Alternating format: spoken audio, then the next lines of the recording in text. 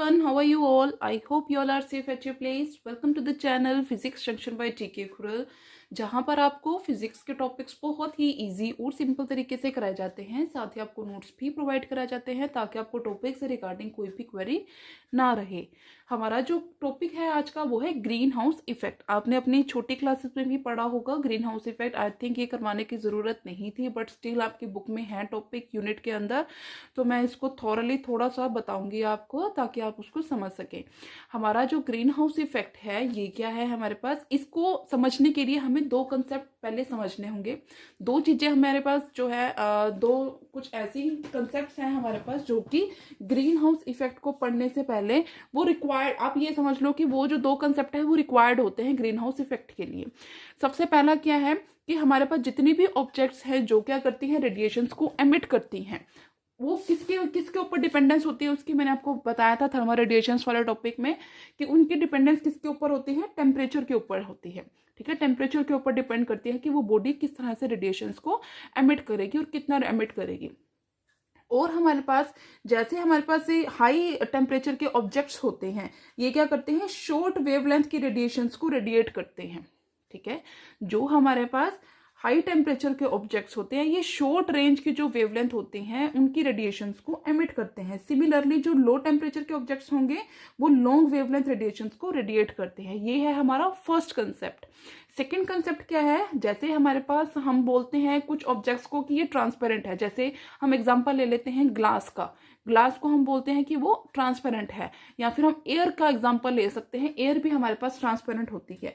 ये जो ट्रांसपेरेंसी होती है इन ऑब्जेक्ट्स की वो डिपेंड करती है wavelength of radiations falling on them, कि किस तरह की जो वेवलेंथ है, किस तरह की रेडिएशंस है, उनकी वेवलेंथ क्या है जो उनके ऊपर फॉल कर रही है।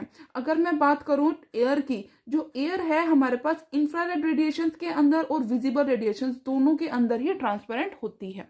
ठीक है, एयर हमारे पास इंफ्रारेड रेडिएशंस, जो इंफ्रारेड रेडिएशंस होती हैं वो लॉन्ग वेवलेंथ की रेडिएशंस होती है। सिमिलरली जो विजिबल रेडिएशंस होती हैं वो शॉर्ट वेवलेंथ की वेव्स होती हैं।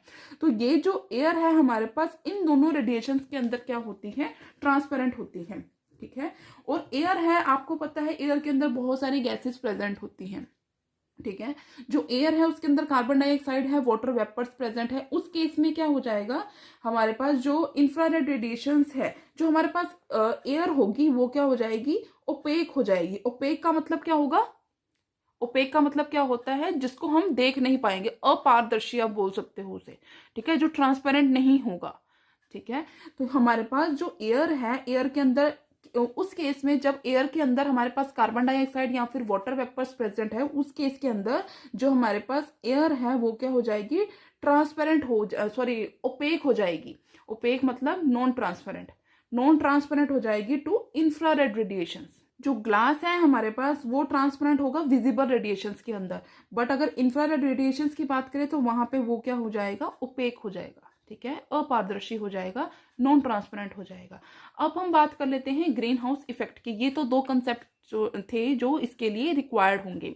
ग्रीन हाउस इफेक्ट बेसिकली क्या होता है, डेली लाइफ में आप देखते हैं सूर्य अपने टाइम पे निकलता है, अपने टाइम पे छुप जाता है। ठीक है, अब सन हमारे पास जैसे राइज होता है तो उसकी रेडिएशंस क्या होती हैं, अर्थ की सरफेस के ऊपर पड़ती हैं। देखो ये है हमारे पास सन।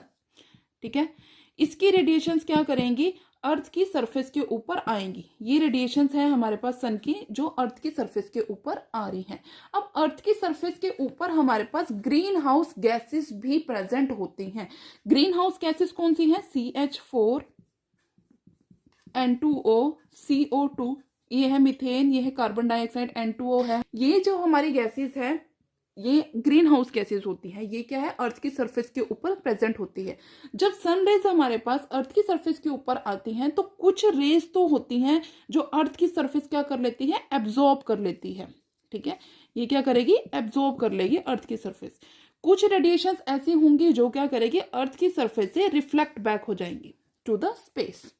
ठीक है, बट हमारे पास जो ये गैसेज हैं, ये कौन सी गैसेस है हमारे पास, ग्रीन हाउस गैसेस है। ये ग्रीन हाउस गैसेस क्या करेंगी, जो हमारे पास रेडिएशंस रिफ्लेक्ट होंगी उन्हें क्या करेंगी, री एमिट करेंगी अर्थ की सरफेस के ऊपर। ठीक है।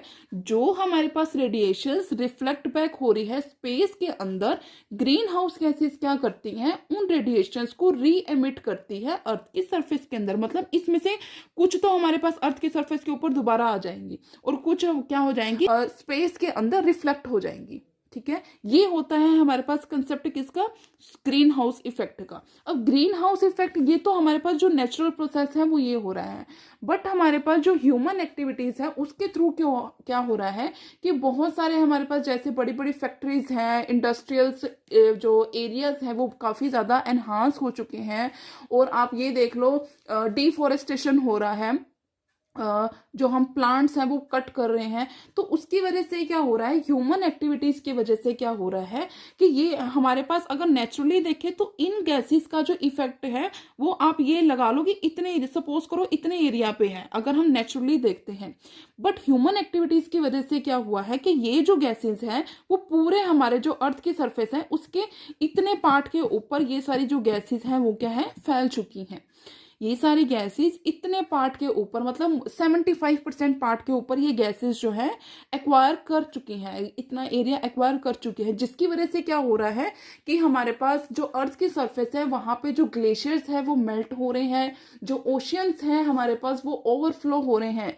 जिसकी वजह से आप देखते हैं, न्यूज में भी आपने देखा होगा कि फ्लड आ रहा है बहुत सारे एरियाज में, बहुत सारी जगहों पे क्या होता है, सुनामी आ रही है। ये सारे के सारे रीजन किसकी वजह से है, जो ग्रीन हाउस इफेक्ट है, वहां पे जो ह्यूमन एक्टिविटीज हैं उसकी वजह से ये सब कुछ हो रहा है।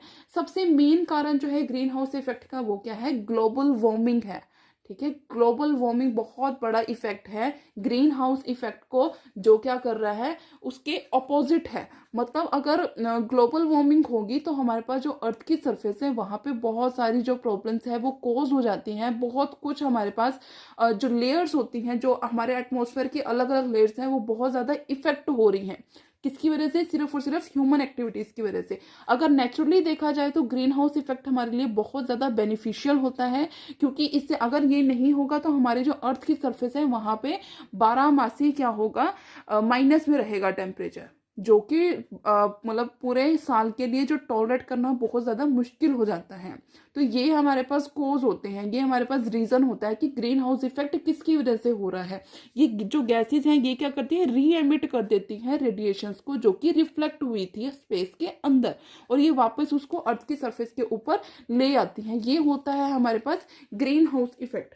ये था हमारा छोटा सा topic, green house effect. I hope आपको ये समझ में आया होगा। इसमें मैं कुछ नोट्स नहीं बना रही हूँ, जो जिस बुक में से मैंने स्टडी किया है उसी की पिक्चर्स मैं आपके साथ शेयर कर दूंगी। So that was it for today's video. I hope आपको ये वीडियो अच्छी लगी होगी। अगर कुछ भी नहीं समझ में आया तो आप मुझसे दोबारा पूछ सकते हैं।